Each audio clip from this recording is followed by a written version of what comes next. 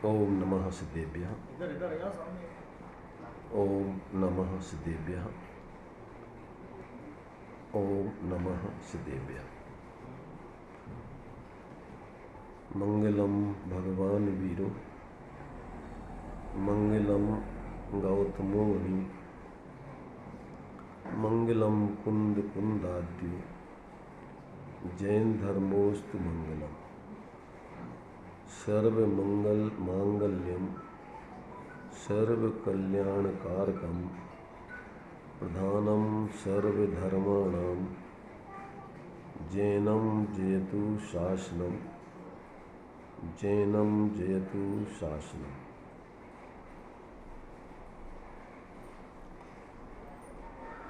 महानुभाव, अतिक्रमण तो पहले ही हो चुका।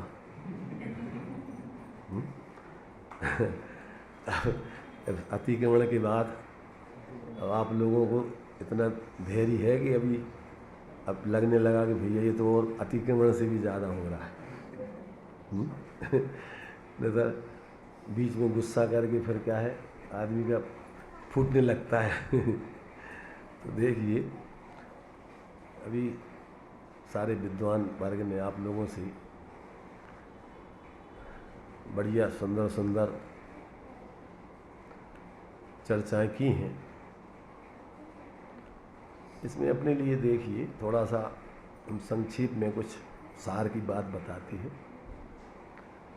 आप लोगों ने ये संगठन बनाया, इसके लिए तो सबको धन्यवाद है, क्योंकि लौकिक कार्यों के लिए तो लोग बहुत संगठन बनाते हैं, परंतु आत्म कल्याण की दृष्टि से जो संगठन युवा लोग बनाए तो ये बहुत ही इस काल में विरल होता है।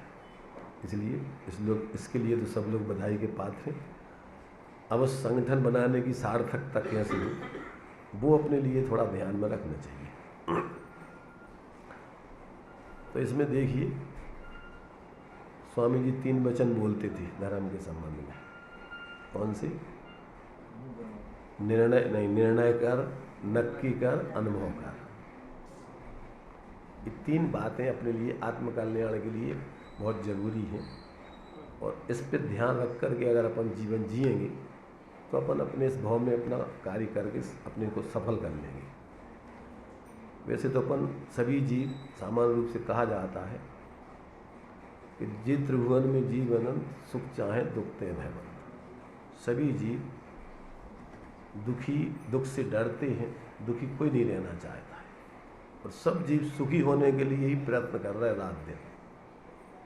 अभी बात अलग है कि वो सच्चे सुख को अगर ना समझे, और जो जनसाधारण जिसको सुख मानते हैं, इस बाहर में ही शारीरिक इंद्रिय जनित लौकिक सुख को सुख, और उसके लिए रात दिन प्रयत्न करते रहते हैं। और ये तो अपन देखते हैं कि इस सुख की सार्थकता नहीं है।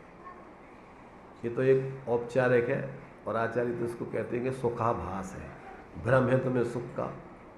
जैसे वो कुत्ता जो हड्डी चबा करके ऐसा मानता है कि जैसे हड्डी में से अपने लिए खून मिल रहा हो, तो चबाता रहता है और परेशान होता है। वो अपना ही जबड़े में से निकले हुए खून को और खा करके मरे हुए को और परेशान होता रहता है। ऐसे ही अपन बाहर के जितने भी पंचेंद्रिय के विषय भोग आदि हैं, इनमें ही अपनी ही बुद्धि लगा करके, अपनी ही कसायों से कल्पना करके, उनका अवलंबन करके, और मानते रहते हैं कि इसमें से हमें सुख मिल रहा है। उन पदार्थ में तो ना सुख है ना दुख है। क्या है? जैसे उस हड्डी में से कुछ नहीं निकलता, पर उसको भ्रम है। ऐसे ही अपन लोगों को इस संसार में जितने भी अपन कार्य कर रहे हैं, इसमें अपनी ही मिथ्या कल्पना से अपन सुख मान करके संतुष्ट हो जाते हैं। क्या करते हैं अपन? भाई उसमें सुख हो तो अपन उसको जितना ज़्यादा से ज़्यादा भोगे, उसमें से और बढ़ता जाना चाहिए। देखते क्या है? देखते उल्टा है। पहले जितना अपन पहली बार करें, दूसरी बार करें, फिर ऐसे लगता है कि बेकार है। मन का एक स्वभाव है, जिस चीज़ का वो अनुभव कर लेता है, फिर नई चीज़ की जिज्ञासा उसको पैदा होती है। तो ये तो जो है जीव के लिए बाहर में जो अपने लिए बतलाया गया है कि मूल में कला 72 पुरुष की तावे दो सरदार, और एक जीव की जीविका एक जीव उद्धार। बस 72 कला में वास्तव में जीव के उद्धार की तो एक ही कला है, बाकी सब संसार में भटकाने वाली कला है। अब अपन को इसमें से क्या करना है? देखो, लौकिक जीवन जीने के लिए तो बहुत व्यवस्थाएं हैं, और वास्तव में तुम्हारी व्यवस्थाएं तुम्हारे प्रयत्न से व्यवस्थाएं नहीं बनती।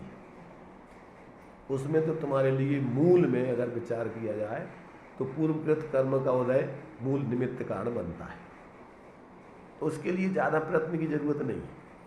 और वो तो जीव जन्म से ही पैदा होता है, उसकी व्यवस्थाएं सोचने लगता है, और वो सब व्यवस्थाएं उसकी बनती भी हैं। बिना पढ़े लिखे जानवर हैं, पैदा होते हैं, और उनके लिए खाने पीने की व्यवस्थाएं ऑटोमेटिक सब सेट होती है।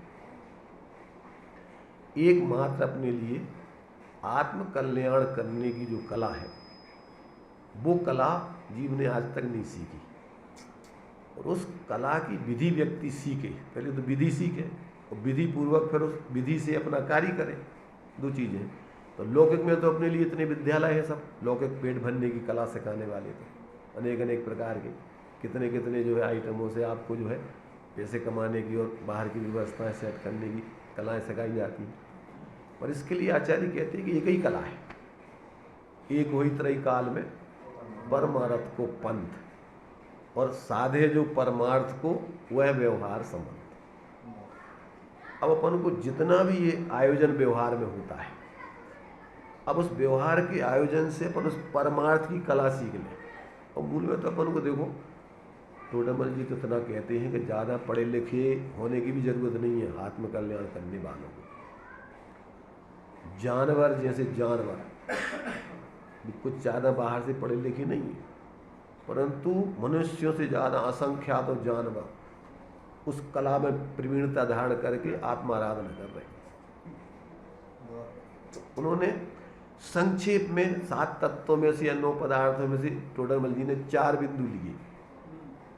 इतना तुम्हें ज्ञान हो जाए शॉर्ट में, इतने में तुम अपना कल्याण कर सकते हो, ज़्यादा और कुछ नहीं करना तुम्हें।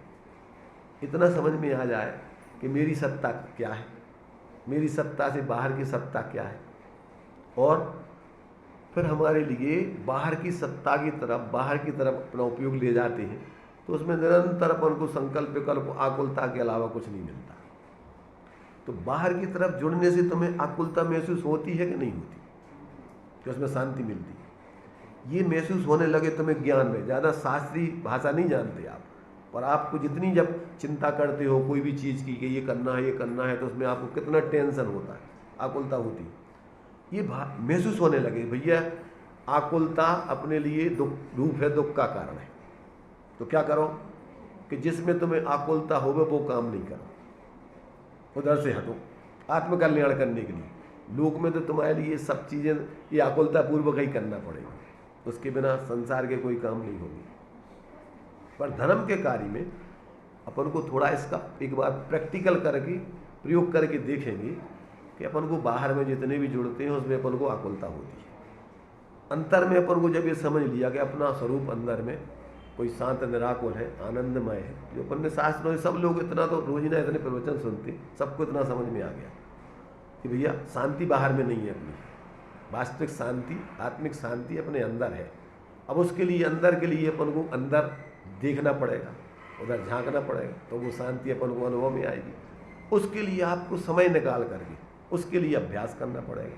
जो 3 वाक्य पहले निर्णय हो गया, तुम्हें नक्की हो गया कि हाँ यही वास्तव में यहाँ इसी में सुख होगा। अब अनुभव करना है। अब अनुभव करने के लिए आपको बहुत सरल विधियाँ हैं सारे अपने लिए। देखो, ज्ञान आत्मा का सामान्य विशेषात्मक रूप परिणमन कर रहा है। सामान्य विशेषात्मक रूप परिणमन का मतलब क्या कि जब वो पर लक्ष्य करता है, पर की तरफ लक्ष्य करता है या विचार आदि करता है, तो उसके ज्ञान में जिसका लक्ष्य करता है वो ज्ञाकार होकर के ज्ञान में ज्ञात होते हैं। क्या होते हैं?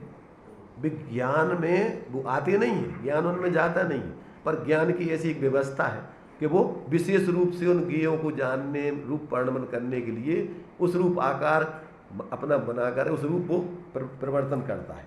अब उसमें वो सामान्य ज्ञान, जो जिस ज्ञान की वो अवस्था हो रही है, जैसे अपन ये देखते हैं ना जब स्वर्ण वगैरह के कोई गहने बनते हैं तो अपन गहनों पर आकर्षित होते हैं, पर उसमें मूल चीज़ क्या है?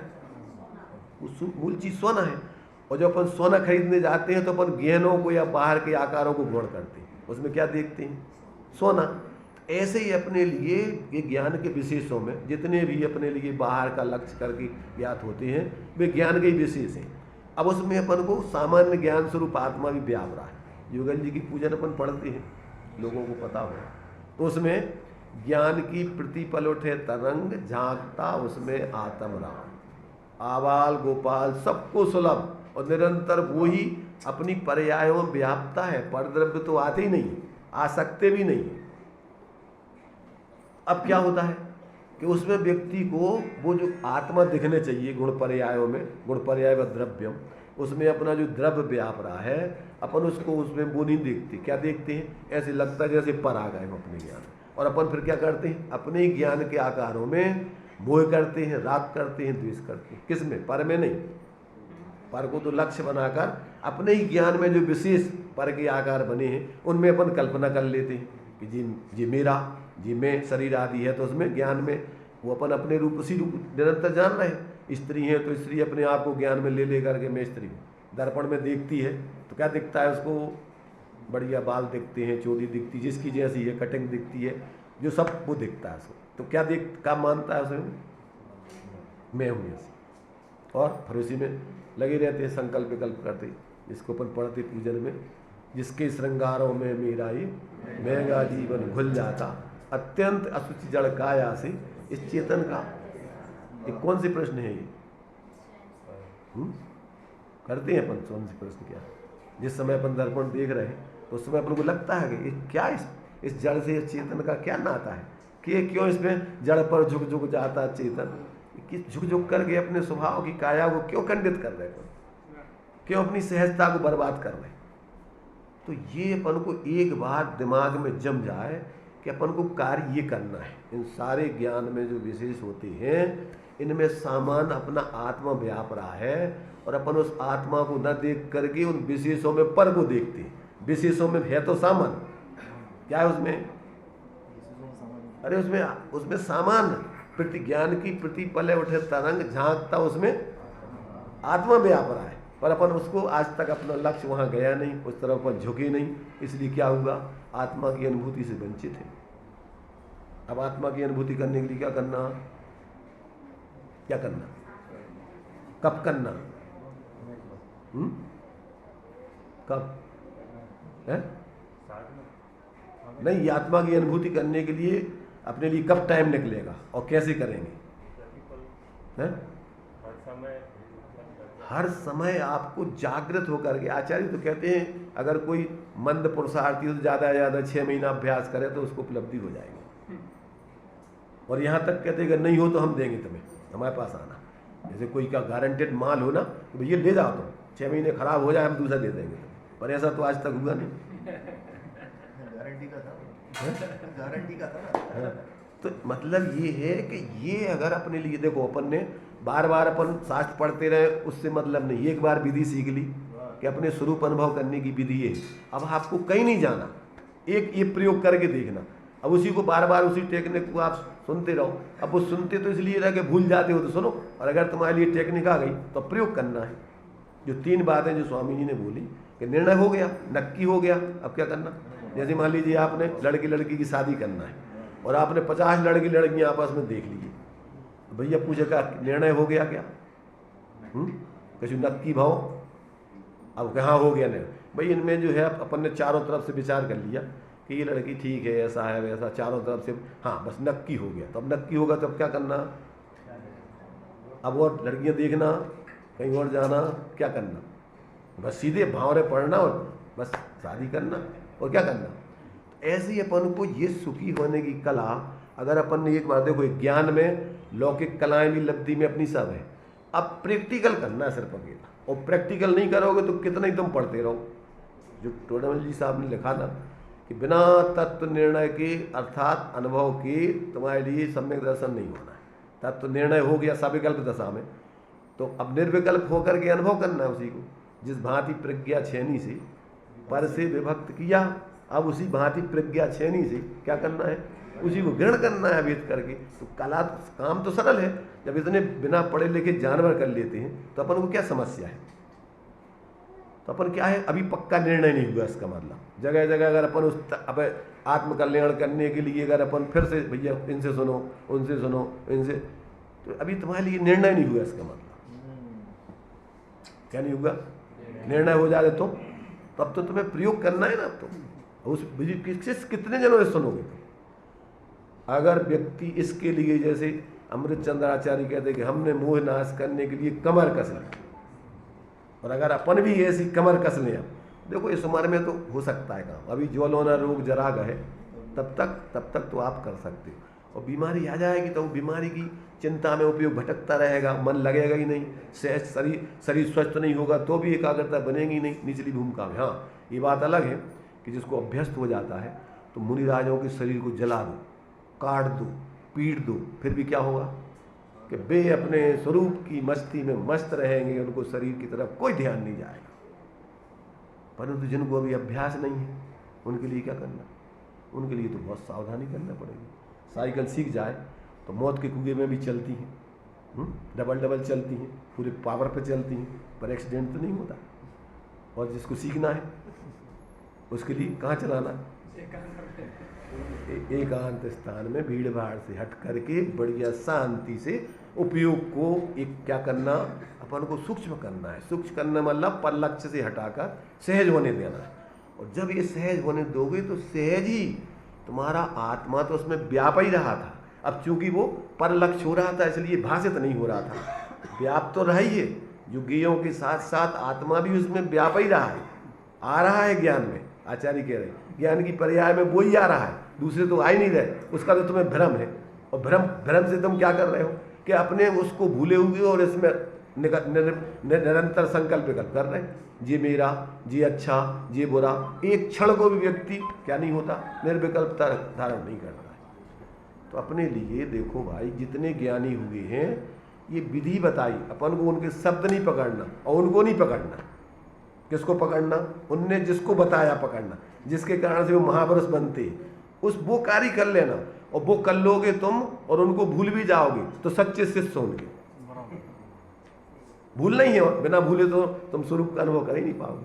और अगर उसकी मस्ती में इतने हो जाओ, निहाल भाई से लोग कहते थे भैया तुम सोनगढ़ के, हमारे तो ही सोनगढ़ है, इतना ही हमारे स्वामी जी बैठे हैं। इतना उसको ऐसा नहीं होता कि हम नहीं जा रहे तो हम उनके भगत नहीं है। अंदर में जो बात उन्होंने बताई हम यहाँ प्रयोग कर रहे, हम सच्चे भगत हैं उनके। लोग हमें दुनिया कुछ भी कहेंगे ये नहीं जाते, वे उनके भगत नहीं है, कुछ नहीं है। अरे समझते नहीं है वे तो बेचारे भोले जी। तो ये जो है ये अपने लिए देखो थोड़ा सा अपन को पहले एक बार समझ लो, कॉन्सेप्ट क्लियर कर लो कि ये है अपने स्वरूप अनुभव करने की कला। और उसमें से बस ये 7 तत्व या 9 पदार्थों में से ये मैं हूँ, ये सब पर हैं, ये भाव अच्छे हैं। अभी शब्दात्मक रूप में उसको अपन संबंध जरा मोक्ष के भाव कहते हैं, शास्त्रीय भाषा में कहें कौन से, स्वरूप की तरफ झुकने के, स्वरूप लीन होने के भाव वे संबर कहलाते हैं, वे निर्जरा कहलाते हैं, उसी में मोक्ष होता है। तो ये भाव भाषण अपन को हो गया कि जे भाव अपन को अंदर की तरफ आते हैं इनमें शांति रहती, और बाहर की तरफ झुकते हैं तो आकुलता खड़ी होती। भाई ये भाव आश्रय बंद के उनमें अटक गए अपन, शादी हो गई अपनी किससे, मुर्दे से कि जीवित आत्मा से। शादी किससे होती, उसमें तो भावदीप का कारण उन्होंने अनुभव प्रकाश में दिया है कि जैसे 2 पुत्र पुत्रियाँ बच्चे खिलाते हैं ना, जैसे उनकी परस्पर वे शादी करते रहते हैं, प्रसन्न होते रहते हैं, ऐसे ये जो है शरीर है तो पुत्रा पुत्रियों जैसे है, और अपन क्या है जीव होकर के और बस उसमें उलझे रहते हैं, जिंदगी भर पकड़ लेते हैं अब ये हमारी पत्नी, हम इनके पति। अरे जिनको तत्वाभ्यास हो जाता है उनको भी जीव मान करके, साधारण मान के एक दूसरे का सहयोग करते हुए आराम से जिए ना। अपन का तकलीफ है, जो भी है परिवार में बच्चे हैं वे भी स्वतंत्र जीव हैं सब। श्रीमद जी ने लिखा कि भैया अगर किसी को तत्व ज्ञान हो गया, आत्मबोध हो गया, तो अपने परिवार को भी धर्म मार्ग पे चढ़ा दे। ये तुम्हारा कर्तव्य बनता है कि हमारे साथ में है तो ये भी भैया इसको समझे, इसके बिना तो कुछ है ही नहीं है। और तुम सच्चे हितैषी हो और ये नहीं किया उनको पैसा कमाने के धंधों में और इतनी ट्यूशन और इतना ये लगा करके विदेश भेज दिया, तुमने उसकी हत्या कर दी। क्या कर दिया? वहाँ उसको अवसर ही नहीं मिलेगा। अगर उसने तत्व ज्ञान पहले नहीं सीखा तो रात दिन उसी में लगा रहेगा। इसलिए देखो, इसमें ज़्यादा कोई कठिनाई नहीं है। अगर आप दृढ़ निश्चयी कि हमें भैया सच्चे अर्थों में सुखी होना है, तो अपने लिए हर शास्त्र, हर आचार्यों के, ज्ञानियों के अपने लिए भक्ति जो भी लिखे, पूजन, सभी में आपको शॉर्ट में वो सारी चीज़ें बताएंगे। अब गे लुब्धता से, अब उसमें क्या लिखा है, इसमें क्या लिखा है, सब में वही लिखा है। क्या लिखा है सब में बताओ? सबका वही में। आचार्य तो कह रहे पूजपात जीवस्य अन्य पुद्गलस्य अन्य इति तत्व संग्रह। जीव जुदा, पुद्गल जुदा, यही तत्व को सार, और कछु व्याख्यान सो यही को, इसी को तुम्हें भेद कर करके विस्तार करके बताएंगे, और कुछ नहीं। तो और कुछ बताएंगे? बताओ क्या बताएंगे? कि तुम अलग हो और सब एक तरफ पूरा तुम्हारा राम, आत्मा राम, और एक तरफ तीन लोग का गांव। अब ये समझ में आ गया तो कितनी परेशानी है आपको। कहीं भी रहो आप, देखो परिस्थिति जन्य, सबके बाहर की परिस्थितियाँ अलग अलग हो सकती हैं। किसी की मान लीजिए आजीविका की व्यवस्था ऐसी नहीं है कि बिना धंधा किए हुए वो सहजता में उनको मिल सके। और पहले जितने विद्वान हुए अधिकांशता मजदूरी कर करके, नौकरी कर करके, और उन्होंने समय निकाल करके इस कार्य को किया है। आज जितनी सुविधाएं हैं लोगों के पास, वैसी सुविधाएं नहीं थी पहले, और उसमें रह करके उनने ऐसा कार्य किया है कि आज जो है निर्वृत्ति वाले नहीं कर पा रहे। उनकी इतनी महिमा लोग ज्ञानियों को आती है कि देखो ये धन्य है इनका, ये ग्रस्त जीवन, इनको बोलते विद्वान। इसलिए भाई देखो, अपने लिए समय थोड़ा है और काम भी बहुत छोटा सा है, ज़्यादा लंबा नहीं है। और टेक्निक आ जाए तो अब आप जहाँ भी रहोगे, घर गृहस्थी में रहकर कैसे रहोगे? गेही पे ग्रह में न रचे ज्यों जलते भिन्न, कमल नगर नारी को प्यार यथा। अब ये सब ज्ञानियों ने लिखे हैं, अपन पढ़ लेते हैं, पर अभी उसके मर्म को नहीं समझते। इसलिए अपन को जैसी महिमा आने चाहिए अपने जीवन में जीते हुए अगर पढ़ें तो फिर कुछ और उसकी ओर पढ़ने की महिमा होती। ये काल्पनिक जीवन, ये बातें नहीं है जैसे अपन जो है ये लिख देते ना पुस्तकें, कौन सी उपन्यास वगैरह, तो ये तो काल्पनिक उपन्यास होते हैं। ये काल्पनिक नहीं है, ये वास्तव में जीवन जीने की यथार्थ कला जी करके वो लिख रहे हैं। और अगर अपन उन पर विश्वास लाकर और थोड़ा भी मेहनत करें, अभी जो सब लोगों ने कहा कि भैया कहाँ कैसे आ गए, कितनी मुश्किल से आ गए, अब ये तो अपन ने सुन लिया, पर कहाँ अपन को ताकत लगाना। अभी जो दृष्टांत दिया ना अंकुर जी ने, टोडेमल जी का, नदी का प्रवाह तीव्र हो तो अच्छा वहाँ तो तैराकी भी नहीं तैर सकता। जहाँ नदी का प्रवाह मंद हो, अर्थात ऐसा कर्मों का उदय आपके पास अभी आ गया कि जिसमें आपको सोचने समझने के लिए, निर्णय करने के लिए, जीने के लिए आपके पास सब कुछ उपलब्ध है। अब इसमें क्या करना है? इसमें सिर्फ आपको कमर कस के अपना वेद विज्ञान का कार्य करके अपना काम बना लेना है। तो इतना कार्य अगर अपन ने कर लिया तो समझ लेना कि इस भाव में आपने बहुत बड़ा कार्य कर लिया। और उसमें ये लिखा कि ऐसा गहरा अभ्यास करें, इस भाव में नहीं तो आगे नियम से उसको इतना धगस वाला हो, इतना अंदर से तड़प वाला हो, तो ऐसे तीव्र संस्कार होंगे कि वहाँ जाकर देखो प्रकृति में भी आपको, क्योंकि ऐसे भाव वालों को ऐसा उदय नहीं आता कि जिसको तीर्थंकर आदि महापुरुषों का सानिध्य नहीं मिले। बल्कि बताया तो ये है कि ऐसे भद्र परिणामी मिथ्या दृष्टि सीधे विदेह क्षेत्र में जन्म लेकर और उसी भाव से मोक्ष जा सकते। सम्यक दृष्टि को तो भाव लग जाए, यहाँ से चूंकि सम्यक दृष्टि डायरेक्ट मोक्ष नहीं जा सकता, परंतु ऐसा तीव्र धगस वाला भद्र परिणामी मिथ्या दृष्टि अगर जी रहा है और वो आगे जाकर के विदेश क्षेत्र में उसका जन्म हो गया, मनुष्य पर्याय में अल्प मैंने उसके लिए अल्पारम परिग्रह आदि के माध्यम से सरल परिणामी मनुष्य बन गया, और वहाँ उसको नियम से इस प्रकार से जो है संयोग मिलेंगे कि वहाँ सीधे उस एक भाव से वहाँ उपदेश तीर्थंकर आदि का साक्षात है, और वहाँ उपदेश सुना और अपने में सुना और समा गए, बोलने के लिए फिर समय नहीं उनके पास। इतने शीघ्रता से कार्य हो सकता है, पर जरूरत है हमारे अंदर तड़प की और उस जाति के संकल्प करने की और अपने जीवन में उसकी प्रयोग करने की। इसलिए आप लोग सब पढ़े लिखे हैं, ज़्यादा और बताने की ज़रूरत नहीं है, इतना सब कुछ बताया है। अब उसमें से सार निकाल करके आप लोगों को स्वयं अपने जीवन में इसका प्रयोग करना है। लौकिक जीवन के लिए सारी व्यवस्थाएं अपने लिए ऑटोमेटिक उदय प्रमाण सब बनती हैं। बस अगर कार्य करना है तो इस कार्य को अपन को करना है। तत्व निर्णय नहीं हुआ तो आप तत्व निर्णय कीजिए। निर्णय हो गया, नक्की हो गया, तो अब आप बस एक ही काम करने के लिए अपना जीवन समर्पित कर दें।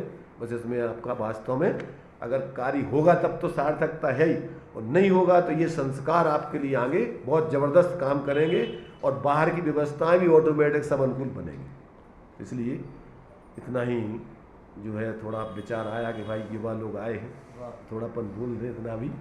इसलिए हमारी ये भावना है कि सब लोग अपना जीवन सार्थक करें। ठीक है।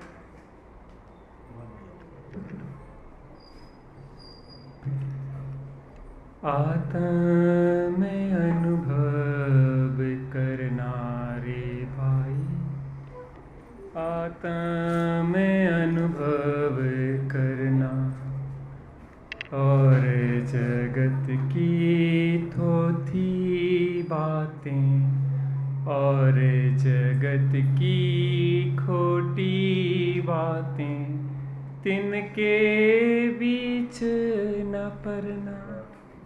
मनुष्य भाव की सार्थकता आत्मानुभव में है। इतने सारे वक्ताओं ने हमें उस सुखी होने की कला जो बताई है। देखिए, अभी सुबह प्रतिदिन आदरणीय ताई साहब का स्वास्थ्य अनुकूल नहीं है, तो समोसण मंदिर में नए चक्र की चर्चा चल रही है। वक्ता के अभिप्राय को नए कहते हैं। इतने सारे वक्ताओं ने बोला है, कभी यार कन्फ्यूजन होता है, परस्पर विरोध भी दिखाई देता है। एक व्यवहारिक प्रक्रिया बता रहा है, एक परमार्थिक प्रक्रिया, हम करें क्या? उसके लिए नए चक्र को समझना जरूरी है। उसकी चर्चा कंटिन्यू आपकी समोसण मंदिर में चल रही है। मैं एक प्रश्न करना चाहता हूँ, 2 मिनट की बात है। यद्यपि मेरा बोलने का भी दिया था लेकिन समय नहीं है। एक प्रश्न ऐसे ही मैं आपसे एक प्रश्न पूछूंगा नए लोगों